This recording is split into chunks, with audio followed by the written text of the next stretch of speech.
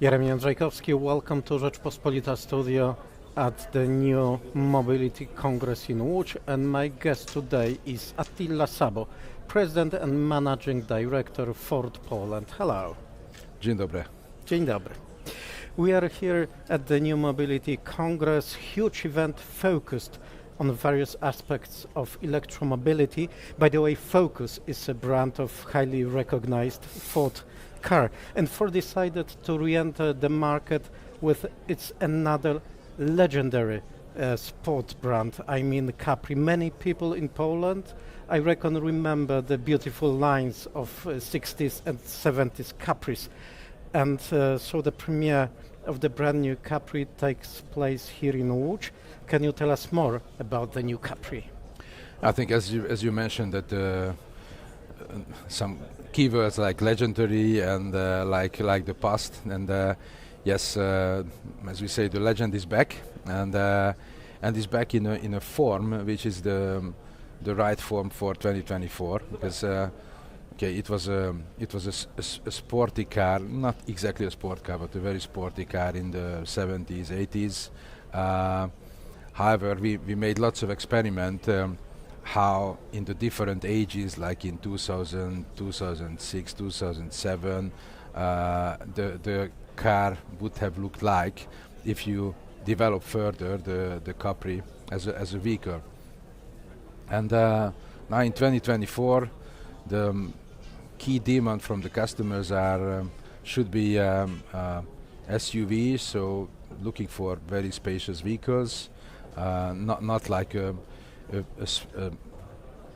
quite limited space sport coupe, and therefore this vehicle became a sporty crossover with lots of space inside. So the space, I think, is equal more or less to a Mondeo space in the inside, while the vehicle is not so big from the outside. However, it has a presence.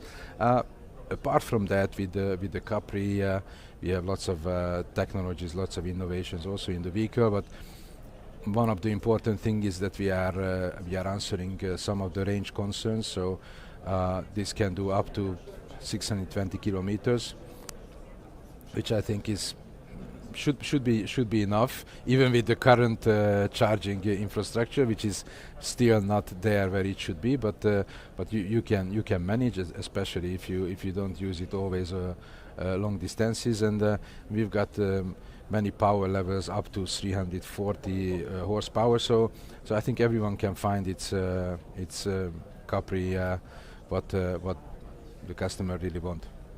And obviously Ford's electric cars aren't limited to the new Capri. What did Ford bring to show here in Łódź? Yeah, I think we have now 8 electric vehicles and 8 fully electric vehicles, and we are very much focused also on commercial vehicles with our pro business, because of the we think that it's much more important to electrify even the commercial vehicle area than the passenger cars, because they are running all the time, so that you can achieve some real CO2 reduction, not only with the passenger cars. On passenger cars, we have the Explorer also here on the Congress, which we introduced a year ago, exactly on the new Mobility Congress as well. And now the production is running. We've got vehicles coming to the market, so we just started the real sales of Explorer.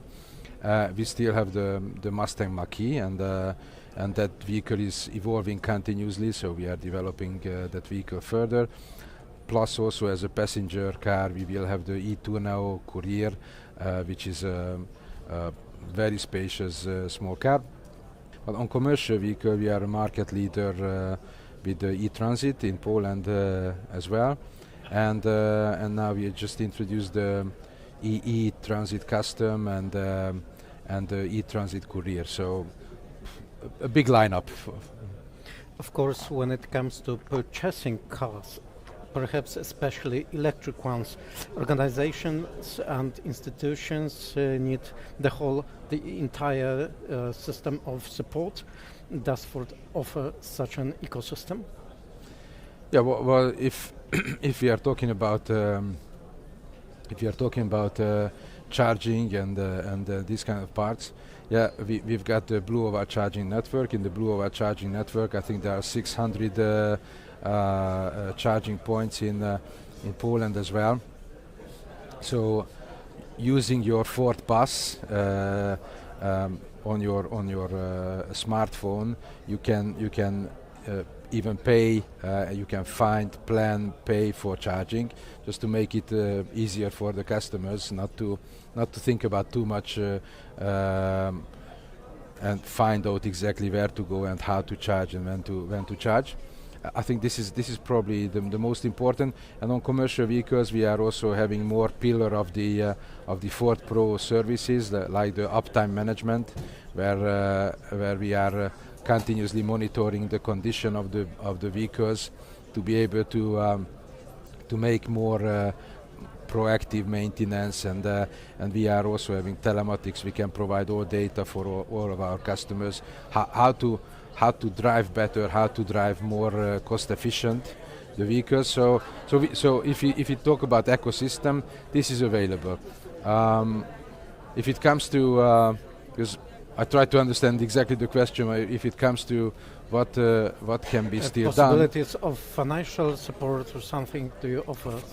Yeah, we've got some great offers. However, it's mainly on passenger cars, for example, on Explorer, and I think on Capri as well. We will do the same, and on Mach-E we are offering now free couple of things. Free of charge, we are giving a wall box to our customers, which I think is good if you can feed that at home and charge faster at home, and also we are having 8 years warranty for the whole vehicle, not only for the battery like at the competitors, but for the whole vehicle, plus a service pack included. So the customer doesn't need to count with or calculate with service costs for the next 8 years, because we are providing the service basically for free. Apart from tires, you are getting almost everything.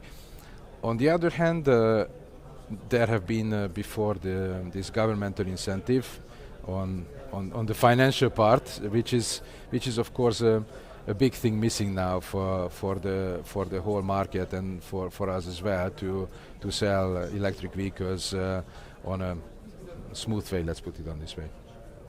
And last but not least, I'd like to ask a more broader question. What is the company's vision for the future, taking into account the recent information about the potential changes in the schedule for the powertrain transformation? Yeah, I guess you are referring mainly to the EU regulation, which requires a big step downwards on CO2 from 2025. So it's 25-30 gram if we consider the current regulation and the regulation from next year. And this is, in my opinion, this is a kind of roadmap. And there was a roadmap made by the EU, and they put that into legislation without making sure that the customers and the manufacturers are prepared. Manufacturers prepare themselves because we've got the lineup. We invested lots of money into the manufacturing side. So into the Köln electric vehicle center, we invested 2 billion euro recently. So we are ready. However, the customers do not seem to be so much ready because of the concerns about charging, concerns about range, and there is a general political sentiment also around electric vehicles. So the transition is clear, so the direction is clear, but the speed is slower than I think even EU expected. On the other hand, you cannot do the transformation without customers. Yeah, so we have to serve our customers. So we are running with the mild hybrid, full hybrid, plug-in hybrid vehicles. We've got the Puma, Kuga, Focus, Courier. So we've got all these vehicles. We've got some iconic vehicles like the Bronco, Mustang, and also on commercial vehicle lineup we've got diesel versions everywhere. Yeah, but if the customers are not coming with us, it's difficult to do it. So either some adjustment would be required from the EU on these regulations, so maybe to delay a bit these very strict CO2 levels, or some more clear communication to the voters in the EU would be required to move also the mindset of the customers towards the electric vehicles. So it's a difficult one, but I think on the top of the hill, the king of the whole story is, I think, the incentive, and I think we witnessed what happened in Germany when the incentive programs were cut from one day to the other, and I thought that all the governments and the EU will learn of this, but it looks like that in Poland no one learned of this, because suddenly the incentives were cut as well here by the end of August, and we will experience for sure even more slowdown in the anyway low electric vehicle industry in Poland. Probably this is one of the lowest in Europe. Of course, we'll be watching closely what will be happening on the market of electric vehicles in Poland. And today my guest was Attila Szabó, President and Managing Director of Ford Poland. Thank you very much for the interview and for sharing your views. Thanks a lot.